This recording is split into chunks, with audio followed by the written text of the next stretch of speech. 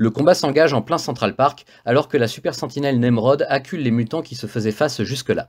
Le club des damnés et les X-Men n'emmènent vraiment pas large, et l'être cybernétique de pointe qu'ils affrontent sait retourner la moindre de leurs faiblesses contre eux, ainsi que contrer judicieusement leur pouvoir. Mais face à l'imprévu, les héros proposent une trêve aux damnés qui acceptent et combinent alors leurs forces pour défaire l'adversaire.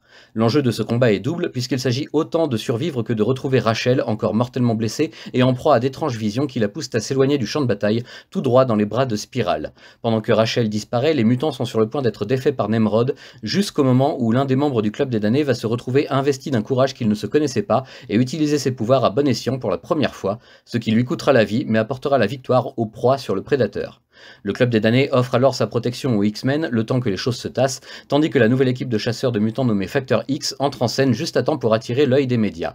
Ils devront cependant partager l'affiche avec les membres de la Freedom Force, les envoyés mutants officiels du gouvernement, qui ne sont pas vraiment du même avis que les chasseurs autoproclamés quant au sort à réserver aux survivants des récents combats.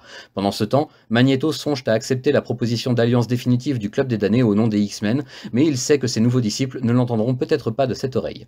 Mais le plus grave est encore à venir. Un appel à l'aide retentit depuis les tunnels souterrains des Morlocks, loin sous New York. Ces mutants parias qui ont choisi de vivre loin en dessous de tout se font soudainement attaquer par des ennemis redoutables que rien n'arrête et qui n'ont qu'un seul objectif en tête, faire une véritable boucherie dans les tunnels gorgés de sang. Les X-Men devront faire alliance temporairement avec Factor X pour tenter de sauver le plus de Morlocks possible, mais c'est peine perdue devant l'ampleur du massacre. Les combats font rage dans les souterrains, impliquant plusieurs parties dans l'action. Les ennemis communs sont clairement définis, il s'agit d'un groupe baptisé les Maraudeurs, et leur soif de sang semble être dictée par quelqu'un qui reste dans l'ombre, attendant simplement le rapport d'élimination de tous les Morlocks. Avec des tueurs professionnels comme Long Couteau ou Dents de Sabre sur le terrain, il ne peut guère y avoir d'espoir quant au nombre de survivants, lesquels sont maintenant massés dans le hangar du X-Jet au bout du dernier tunnel entre la vie et la mort, dans un hôpital de fortune aux bons soins du docteur McTaggart. Wolverine se charge de rester en arrière pour couvrir la fuite des rescapés, tout en traquant à l'odeur son rival de toujours, Dents de Sabre, afin de l'empêcher de nuire davantage. Peine perdue là encore, le mal est déjà fait, mais la présence de Logan aura tout de même pour effet de sauver les vies des enfants de Puissance 4, qui étaient eux aussi en vadrouille dans les tunnels pour retrouver un de leurs amis égarés durant la première phase du massacre. L'acte le plus formidable cependant ne sera pas l'œuvre d'un mutant mais d'un dieu revenu sur Terre. Le puissant Thor enquête en effet lui aussi après avoir été averti de l'atrocité commise sous ses pieds et ceux des New-Yorkais, et même lui se figera d'horreur en découvrant ce qu'il reste d'Angel, cloué sur un mur en guise d'avertissement par les maraudeurs.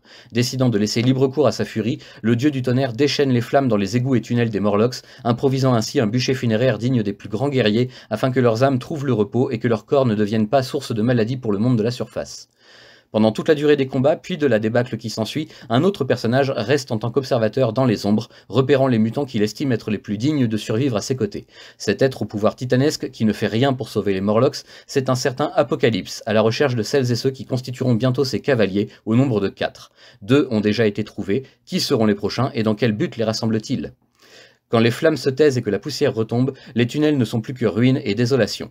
Les maraudeurs se sont enfuis pour ceux qui le pouvaient encore, et des Morlocks, il ne reste pratiquement plus personne debout et encore moins en vie. Ces événements seront décrits plus tard comme le grand massacre mutant et seront le point de départ d'une véritable tragédie encore à venir. Quelques X-Men comme Kitty, Warren et Kurt s'en sortiront à jamais changer, tandis que les autres jurent vengeance ou au contraire préfèrent faire profil bas le temps que les choses se tassent, afin d'y voir plus clair ensuite. La seule chose certaine au lendemain de la tuerie de masse, c'est que rien ne restera impuni bien longtemps. Dans le précédent article, je vous annonçais que cette seconde moitié de l'année 1986 serait certainement le théâtre d'un affrontement dantesque face à la super sentinelle Nemrod, et en un sens, ce fut le cas, durant un chapitre et demi seulement toutefois. Le reste des 11 chapitres présentés dans ce tome est consacré en réalité au massacre mutant, un arc qui sera le premier crossover des séries mutantes de chez Marvel à l'époque, supervisé par Chris Claremont bien entendu avec l'aide de Louise et Walter Simonson, respectivement sur les séries X-Factor et Thor. Que retenir de tout cela? Déjà, Claremont profite de cet événement pour éliminer plusieurs personnages dont il ne savait plus vraiment quoi faire. Personne ne sait combien de Morlocks sont morts durant la boucherie des Maraudeurs, mais leur nombre est drastiquement réduit, ainsi que celui des personnages secondaires de la série principale Uncanny X-Men comme de New Mutants, afin de garder le contrôle sur la production qui avait peut-être tendance à partir un peu dans tous les sens en ce milieu des années 80. Ensuite, quelques noms sont cités au détour de certaines cases. Apocalypse, Sinistre, des personnages que l'on rencontrera par la suite et qui auront une importance majeure sur l'ensemble des titres mutants, et même parfois au-delà, mais bien des années plus tard pour certains. C'est aussi le retour de Jean Grey au sein de l'équipe de Factor X, un retour dont je vous parlerai plus en détail dans la première intégrale de cette série datée elle aussi de 1986 et qui aura droit tout prochainement à son propre article. Nous verrons aussi de quelle façon elle est revenue à la vie et comment Scott, alias Cyclope, gère sa présence alors qu'il est marié à une autre, apparemment assez mal soit dit en passant. L'année 1987 risque de nous réserver de grosses surprises et des évolutions encore jamais tentées à l'époque pour les séries Marvel mutantes, de quoi confirmer si besoin était la mainmise de Chris Claremont sur ce petit monde qui a toujours été à part mais qui sera la base de nombreux récits de légende.